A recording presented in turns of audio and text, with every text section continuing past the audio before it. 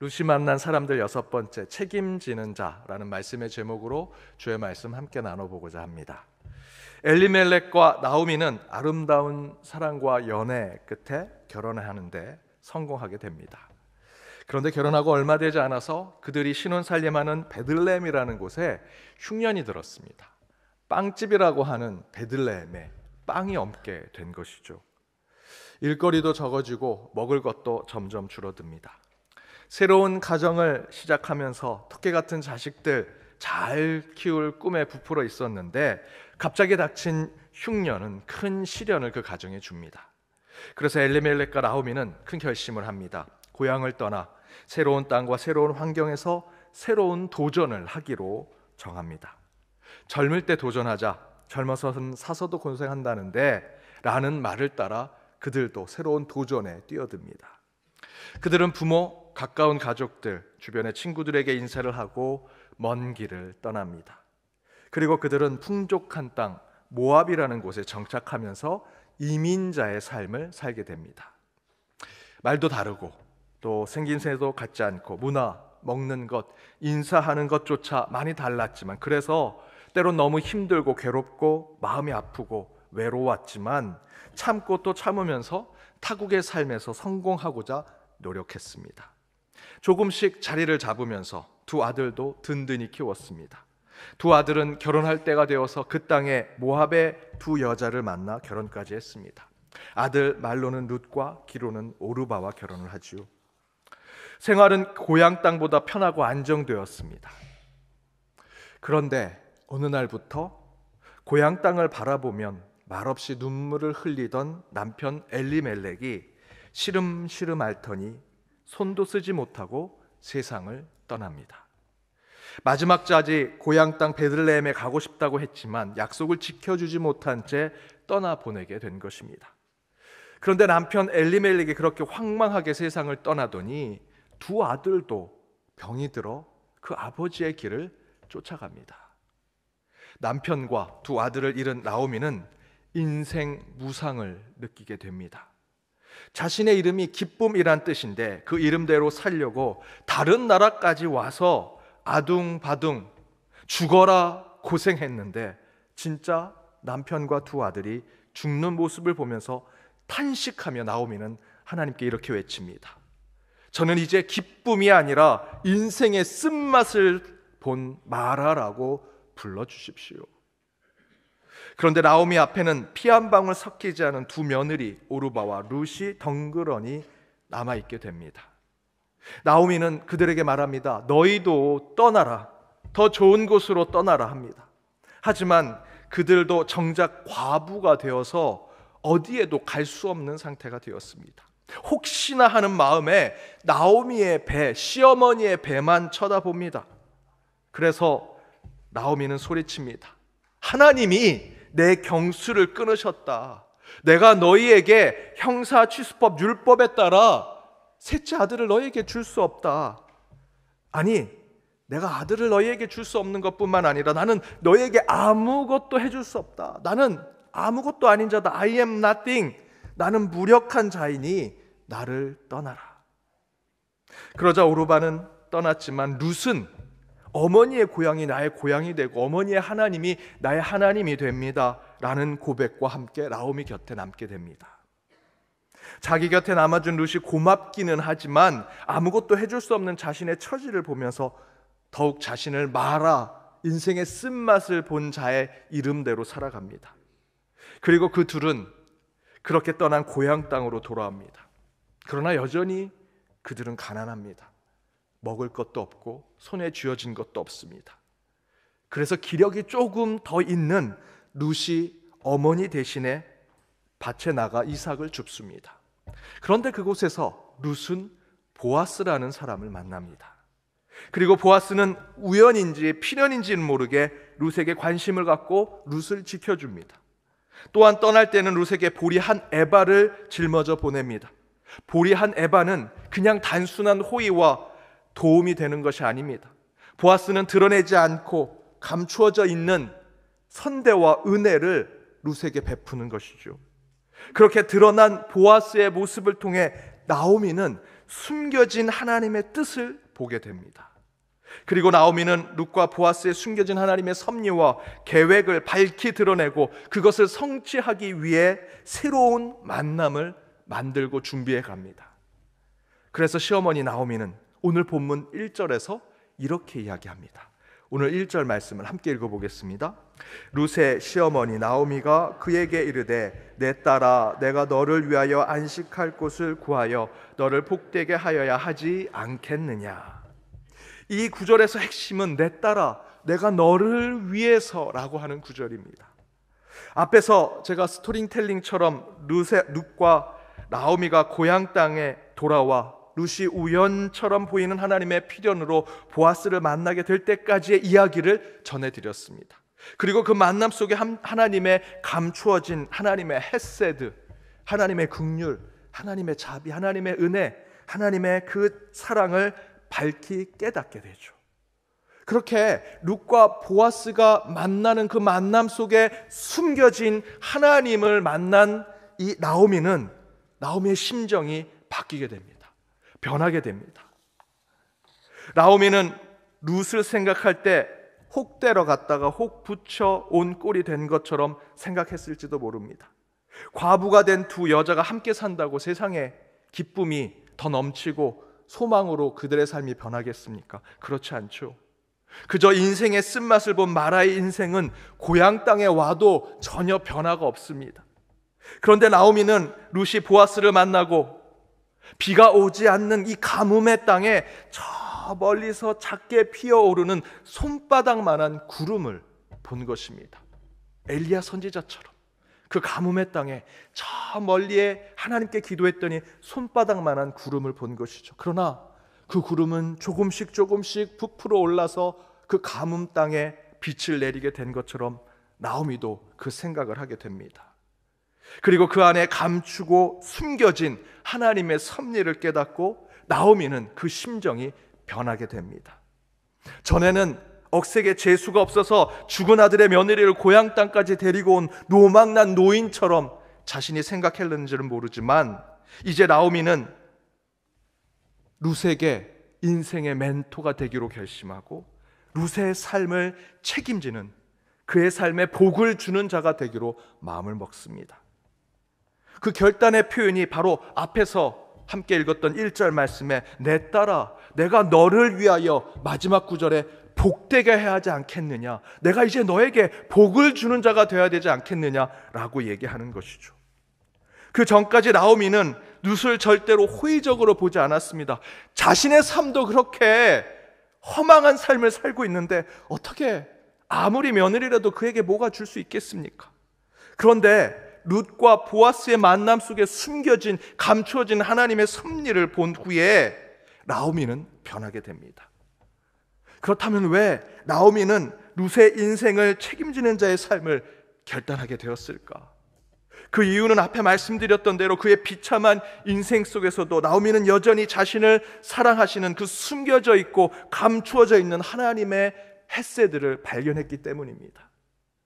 따라서 우리 인생에 수많은 만남이 있을 텐데 그 만남 속에서 우리가 누군가에게 책임지는 삶, 그 사람에게 축복을 빌어주는 삶, 그 사람에게 인생의 멘토가 되는 책임을 지는 삶의 결단을 하게 되는 것은 다음과 같은 것이 있을 것입니다. 그 첫 번째는 하나님은 여전히 우리의 모든 순간을 지켜보신다는 믿음을 확인하게 될 때 저와 여러분의 삶은 책임지는 자의 삶을 살아가게 된다는 것입니다.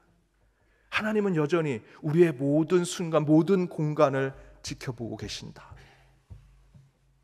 제가 연동교회 부임하고 지금 사는 사택에 들어가서 처음으로 주일 예배를 드리기 위해서 새벽같이 나왔습니다. 지금 있는 차를 타고 오는데 그냥 자연스럽게 저는 한 15분 되는 거리를 차를 타고 왔습니다. 그리고 도착해서 사무실에 올라가려고 하는데 제 차 뒤에 막 쫓아온 우리 성도님의 차가 있었습니다. 그 차에서 한 분이 내리시더니 제게 이렇게 묻습니다. 새로운 목사님이시죠? 예. 제가 목사님 사택 근처에서 우연하게 목사님 차 뒤를 쫓아가게 되었는데요. 목사님 운전하시는데 100점이십니다. 주변에 차도 없는데 신호도 다 지키시고 속도도 다 지키시고 그렇게 오시는 거 보니까 목사님 정직하시고 또 그 모든 것이 100점 같으시네요. 제가 그 이야기에 예 감사합니다 라고 인사하고 돌아와 올라오는데 가슴이 철렁 내려앉았습니다. 하나님이 사방에서 나를 지켜보는 것뿐만 아니라 연동교회 성도가 나를 지켜보고 있구나. 그런데 그날따라 사택에서 제가 첫 출근하면서 제가 오늘 처음으로 예배 드리러 가는데 가능하면 천천히 또 안전하게 가야지 하는 마음으로 왔습니다. 물론 삶의 작은 에피소드처럼 여러분께 말씀드리지만 사실 그때 저는 자연스럽게 제가 그렇게 운전하고 왔지만 그 성도님을 만난 후에 제 생각은 완전히 바뀌게 되었습니다. 그 경험은 제겐 큰 결단을 하게 만들었습니다. 어느 순간 어느 곳에서도 늘 연동교회 목사로서 아니 하나님의 종으로서 행동하고 말하는 자가 되어야겠구나. 누가 보든 누가 보지 않든 하나님의 사람으로서 내 행동과 내 말에 책임지는 자가 되어야겠다라고 결심했습니다. 이건 여러분 저만 결심할 것이 아니라 여러분도 동일한 결심을 하셔야 하는 겁니다. 나오미는 밑바닥까지 떨어진 인생이지만 룻과 보아스의 만남 속에서 우연처럼 꾸며진 하나님의 섭리를 깨닫고 하나님은 끝까지 우리를 사랑하시는구나, 마지막까지 나를 지켜보시는구나 하는 진리 가운데 책임을 다하는 인생을 살게 되지요. 사랑하는 여러분, 오늘 양복 잘 차려입고 교회 온다고 좋은 옷 입고 사람 보이는 곳 앞에서 잘하는 것 물론 중요합니다. 하지만 진짜 중요한 것은 아무도 보지 않는 곳에서 진실되고 거짓 없는 행동과 말을 하는 것이 더 중요합니다. 그래서 누구도 보지 않지만 오직 하나님만이 나를 지켜보신다는 마음으로 어느 자리 어느 때든지 책임 있는 자의 삶을 살아간다면 그런 여러분의 삶은 하나님이 기뻐하시는 삶이 될 것이고요, 세상 사람도 여러분의 삶을 인정하게 되리라 저는 믿습니다. 그렇게 보이지 않는 곳에서 겉과 속, 말과 행동이 동일한 책임 있는 삶을 살아 하나님이 주시는 진짜 복을 받는 저와 여러분, 연동의 모든 권속들 되시길 주님의 이름으로 축복합니다. 두 번째, 우리 인생의 수많은 만남 속에서 하나님과 세상 앞에 책임지는 삶을 결단하게 되는 것은 우리 인생의 시계는 하나님의 시간대로 흐른다라는 것을 깨닫고 순종할 때 책임지는 자의 삶을 살아가게 된다는 것입니다. 오늘 본문 2절에서 4절 말씀을 보면 마치 나오미가 자신의 며느리 룻을 어느 한 부잣집에 팔아 넘기려고 하는 듯한 상황을 만드는 그런 말씀처럼 보입니다. 그러나 여러분, 여기서 저희는 성경을 읽을 때 성경이 쓰여졌던 시대와 성경을 읽는 독자인 저와 여러분의 시대를 잘 구분해서 읽어야 합니다.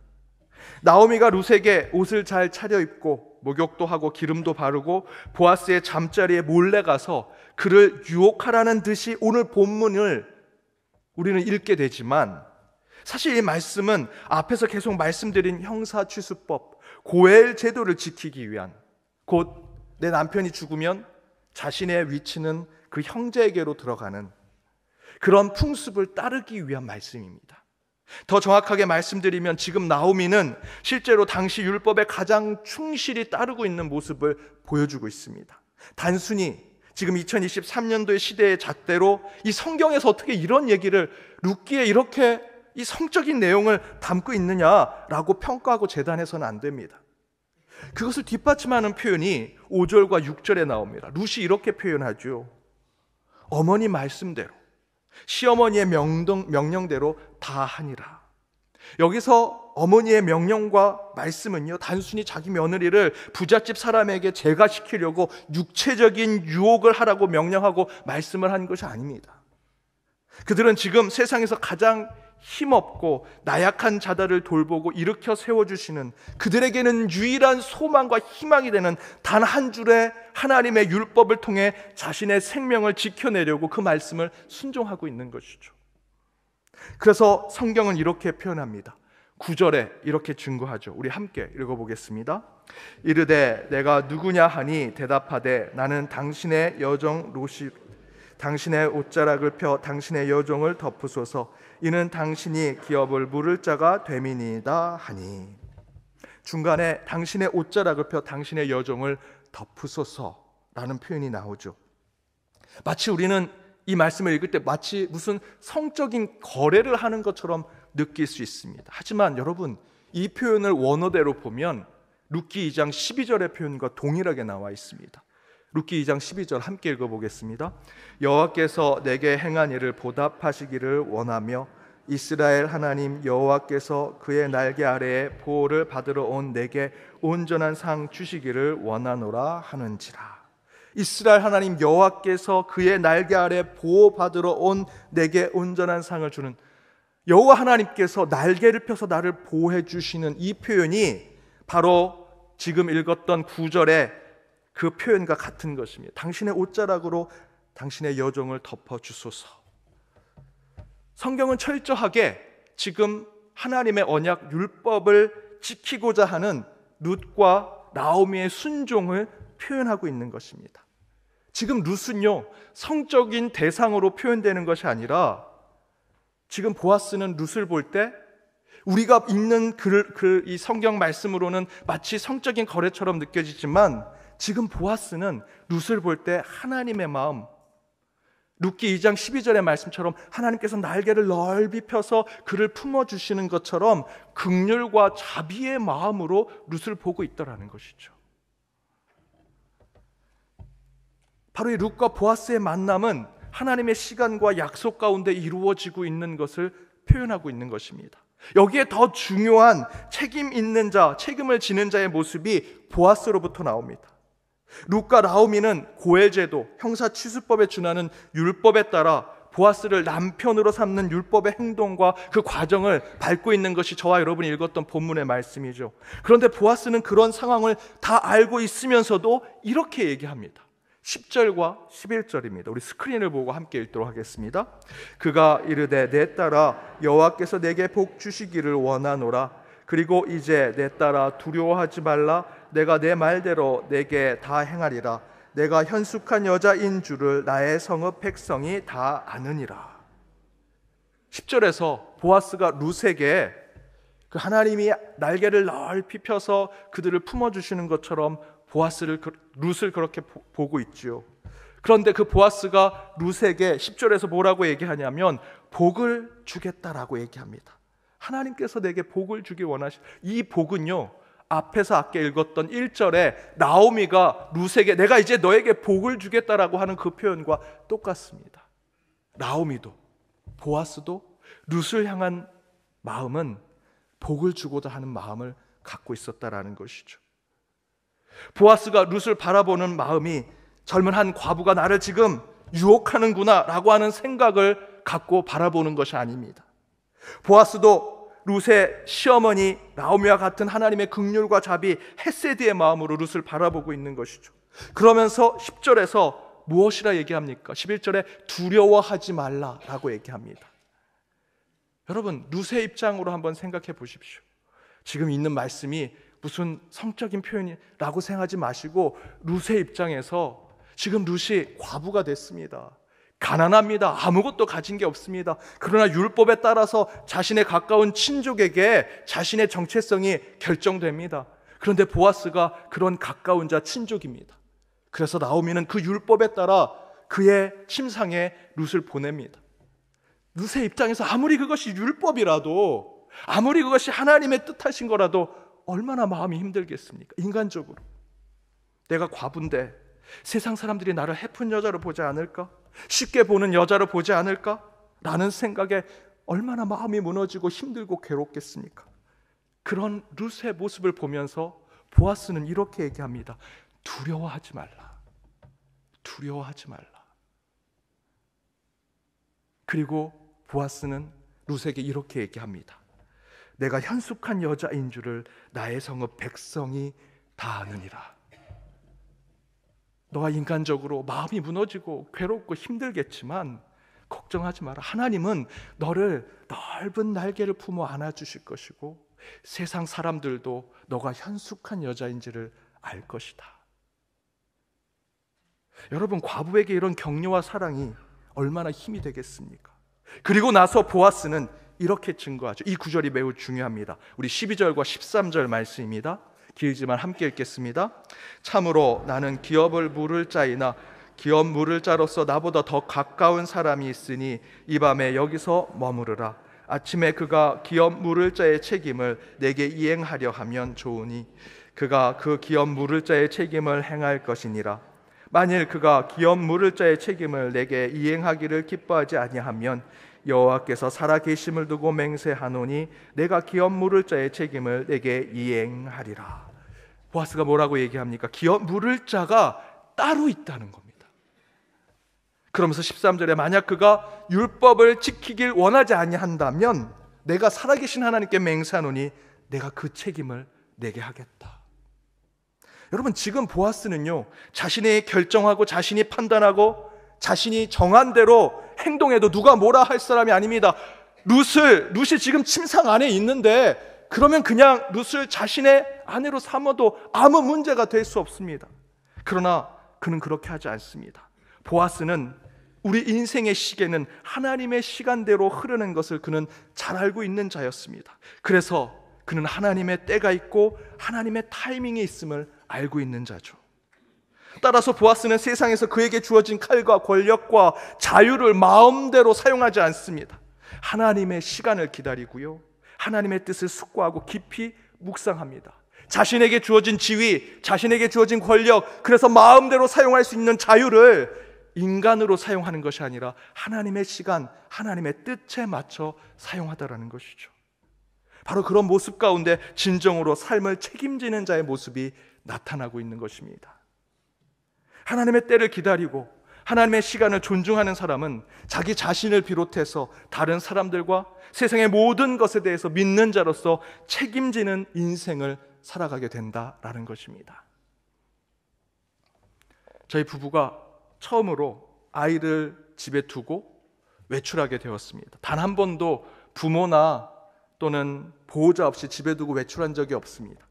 피치 못할 사정으로 아이들만 두고 저희 부부가 외출을 하게 되었습니다. 그래서 아이들에게 엄마 아빠 올 때까지 숙제도 해놓고 공부도 하고 밥도 먹고 이렇게 하고 저렇게 하고 다 저희들이 알려주었습니다. 그리고 돌아왔는데 아이들이 어떻게 했을까요? 너무 잘했습니다. 100%, 120% 숙제도 공부도 밥도 잘 차려 먹고 거기 설거지까지, 물론 설거지가 마음에 들진 않았지만 너무 잘해놨습니다. 엄마 아빠 이젠 자주 나가도 괜찮아, 우리가 잘할 수 있어 라고 할 정도로 아주 잘했습니다. 너무 기특해서 칭찬해 주는데 엄마 아빠 없이도 우리는 잘할 수 있어 라고 얘기하는데 제 아이들이 그렇게 잘할 수 있는 이유가 뭔지 아십니까? 엄마 아빠, 저하고 제 아내가 아이들에게 이렇게 하고 저렇게 하고 모든 시간표를 다 만들어줬기 때문입니다. 그걸 정말 그대로 순종하고 그대로 따랐기 때문에 엄마 아빠가 없어도 우리 두 자녀가 정말 그 집안을 잘 지키고 둘이서 아주 사이좋게 지냈던 거죠. 하나님의 시간에 가지고 있다면, 우리 인간의 시간이 아닌 하나님의 시간대로 살아간다면 전혀 문제될 것이 없죠.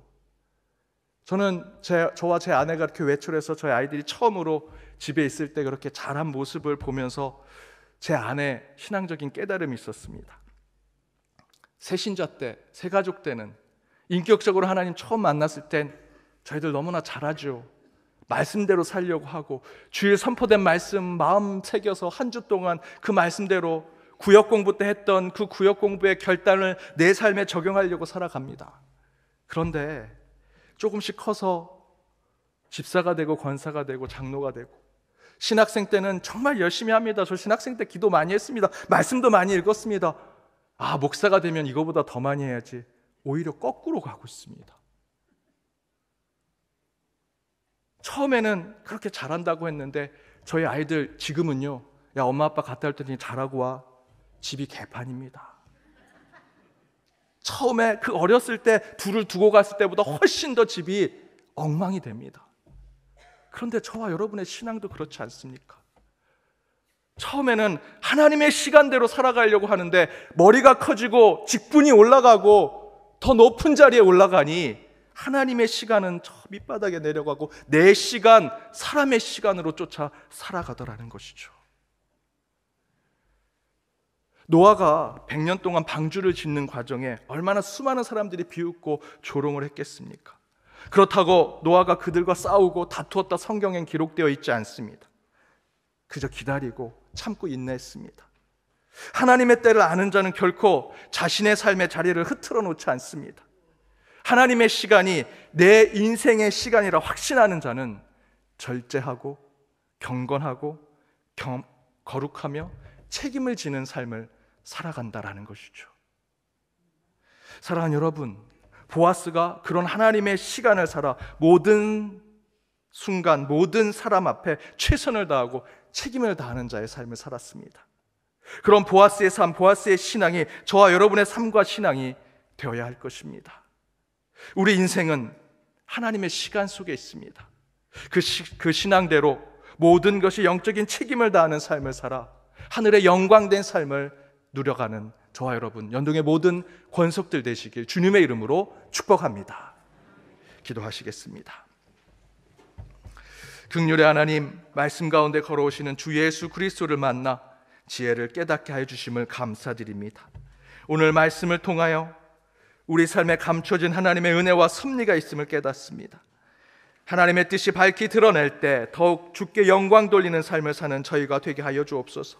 특별히 오늘 주신 말씀으로 하나님을 만난 저희는 매 순간 우리를 지켜주시는 주님 앞에 책임지는 인생을 살게 하시며 예수를 나의 구주로 섬긴 후 나의 인생의 시계는 이제 하나님의 시간에 맞춰져 있음을 고백하오니 삶의 어떤 순간과 어떤 단편의 삶이라도 하나님의 사람으로서 정직하고 바른 삶을 결단하며 살아가는 저희들이 되게 하여 주옵소서. 그런 결단으로 한 주를 살길 바라오며 이 모든 간구 예수 그리스도의 이름으로 기도드립니다. 아멘.